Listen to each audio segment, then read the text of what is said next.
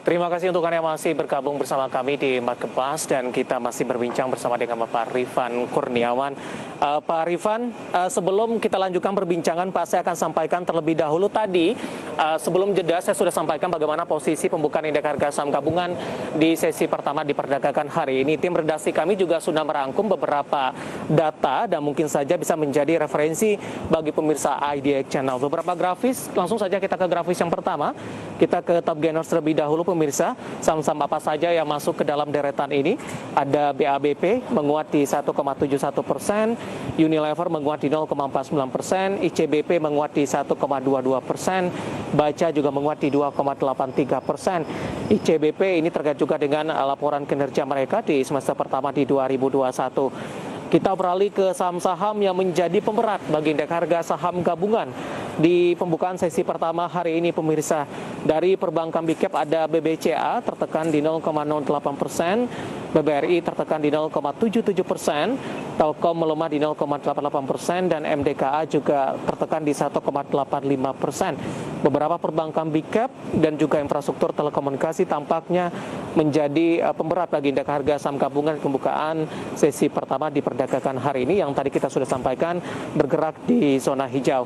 Kita lanjutkan kembali perbincangan bersama dengan Bapak Rifan Kurniawan. Pak Rifan, ada beberapa sektor tadi yang Anda rekomendasikan, Pak. Batu bara, kemudian juga ada CPO, dan selanjutnya ada sektor poultry. Ada satu pertanyaan atau ada kondisi yang menarik, Pak Rifan, batubara dan CPO ini juga saya sempat tanyakan kepada analis sebelumnya begitu. Sektor batubara dan CPO, dari sisi harga komoditasnya sini sudah mengalami penguatan yang cukup signifikan, Pak. Tapi tampaknya ini belum tergambar dari pergerakan saham-sahamnya jika dibandingkan dengan beberapa sektor lainnya. Hanya dengan sedikit sentimen saja beberapa sahamnya mengalami penguatan yang sangat-sangat signifikan. Bagaimana kondisi dari batubara dan CPO sebenarnya dari sisi sentimen dan juga dari respon dari para investor terhadap saham-saham yang ada di sektor ini, Pak Rifan? Oke, Mas David, terima kasih. Jadi memang betul bahwa harga batubara sekarang sudah di $170, tapi seperti belum terdampak pada atau tercermin dalam kenaikan harga sahamnya. Nah, mungkin ada beberapa hal yang bisa saya sampaikan terkait dengan batubara. Yang pertama, memang kita perlu tahu dulu nih di semester 1 kemarin memang ada meskipun harga batubara itu meningkat ya, tapi lebih karena terbatasnya supply. Nah, jadi demand-nya sendiri memang belum meningkat cukup signifikan.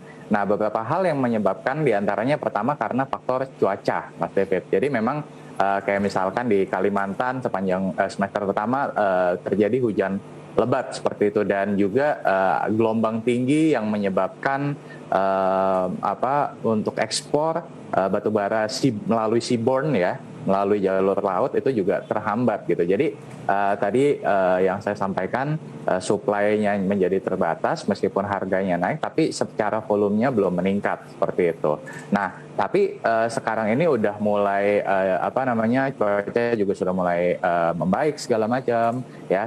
Jadi yang tadinya batubara itu masih basah ya katakannya dan tidak bisa diekspor ya, sekarang sudah mulai kering dan sudah mulai bisa diekspor gitu. Dan yang kedua adalah faktor, memang ada faktor ESG issue. Ya, faktor ESG issue ini yang menjadi concern juga terutama bagi para fund manager gitu ya untuk menempatkan dananya di batubara gitu. Tapi kalau saya lihat sejumlah emiten batubara sekarang ini juga sudah mulai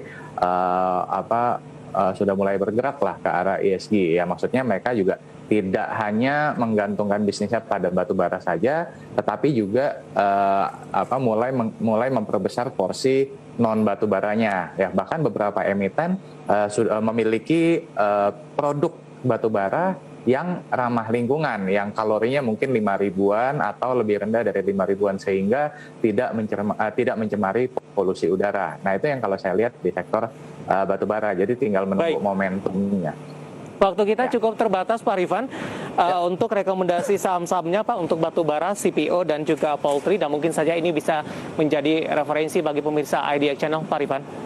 Ya, kalau untuk sektor batubara, saya lebih prefer untuk batubara yang penjualannya ke ekspor ya, seperti misalkan kayak Adaro ya, karena Adaro juga punya punya produk yang rendah lingkungan yang rendah kalori sehingga ramah lingkungan. Nah yang kedua mungkin PTBA. Nah PTBA ini juga sebenarnya menarik meskipun lebih banyak ke dalam negeri ya, tapi PTBA juga punya batu bara yang kalori rendah seperti itu, dan permintaan untuk PLN juga cukup besar seperti itu ya. Kemudian untuk di sektor CPO saya melihat seperti TBLA dan SCMP ini juga bisa menjadi pilihan ya, karena TBLA sendiri juga untuk biodieselnya dia juga sudah cukup besar. Jadi kalau misalkan implementasi biodiesel ini semakin agresif ke depannya, TBLA akan diuntungkan juga gitu. Dan sementara SCMP ini lebih ke arah karena valuasinya yang menarik Mas David untuk sampai dengan saat ini, dan dia juga bisnisnya itu terintegrasi antara upstream dengan downstreamnya. Terakhir singkat saja untuk poultry, Pak Rifan. Kalau poultry saya masih lebih ke Karen Pokpan ya dan Java ya, ini seiring dengan program culling yang dilakukan oleh pemerintah, sehingga supply yang ada di pasar jadi jauh lebih terkendali dan harga broiler itu menjadi lebih tinggi saat ini. Baik Pak Rifan, terima kasih atas rekomendasi dan pembahasannya, dan semoga bisa menjadi referensi dan lagi-lagi keputusan investasi tetap ada di tangan para investor dan trader pasar modal Indonesia. Pak Rifan, terima kasih, sehat selalu Pak. Terima kasih Mas David. Baik, ada Bapak Rifan Kurniawan, Indonesia Value Investor, Direktur PT Indonesia Utama Mandiri. Dan pemirsa, demikian Market Plus untuk kali ini, dan tetap di tempat Anda. Power Breakfast akan segera berlanjut dengan rekan saya, ada Fajar Wayang dan juga ada Prisa Sumberdato. Kami akan segera kembali usai jeda berikut ini.